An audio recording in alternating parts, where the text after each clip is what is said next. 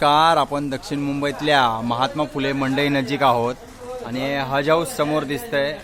आणि महात्मा फुले मंडई नजीक नागदेवी स्ट्रीटला ही कसाई मोहल्ला मशीद आहे. ऐतिहासिक वास्तू आहे आणि या ऐतिहासिक मशिदीच्या समोर ही आपण घाणेरडी अवस्था बघू शकतो. हा बी वॉर्डच्या महापालिका अधिकाऱ्यांचा हा प्रताप सपशेल दुर्लक्ष केलेला आहे.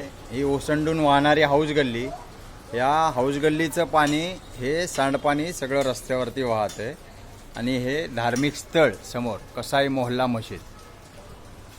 दक्षिण मुंबईमधली ही महत्त्वाची बाजारपेठ आहे. मशीद बंदर पश्चिमेला असलेला हा बाजार आणि महात्मा फुले मंडई ही आर्थिक राजधानी मुंबईतली महत्त्वाची बाजारपेठ आणि या बाजारपेठमधली ही गलिच्छ अवस्था.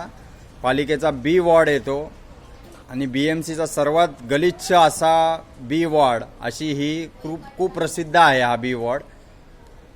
विशेष म्हणजे इथं एक शिवसेनेचा एक पुढारी पण राहतो, वकार भाई कादरी म्हणून, त्यांचं इथं निवासस्थान आहे आणि ही धार्मिक स्थळ याच्या समोरची ही परिस्थिती आहे.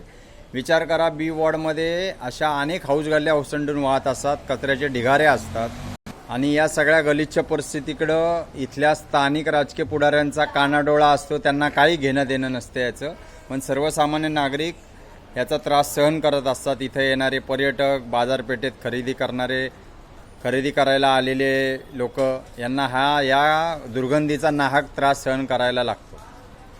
या नागदेवी स्ट्रीटची ही बी वॉर्डमधली ही गलिच्छ परिस्थिती आहे. या बी वॉर्डला नगरसेवक नाहीच. बी वॉर्डलाच काय, मुंबईमधल्या 227 वॉर्डमधल्या एकाही वॉर्डला आज नगरसेवक नाही. कारण 3 वर्ष निवडणुकाच झालेल्या नाहीत BMCच्या आणि त्यामुळं नगरसेवक नसल्यामुळं प्रशासनावरती कोणाचाही वचक नाही, अंकुश नाही आणि पालिकेच्या अधिकाऱ्यांना मोकळं रान झालेलं आहे.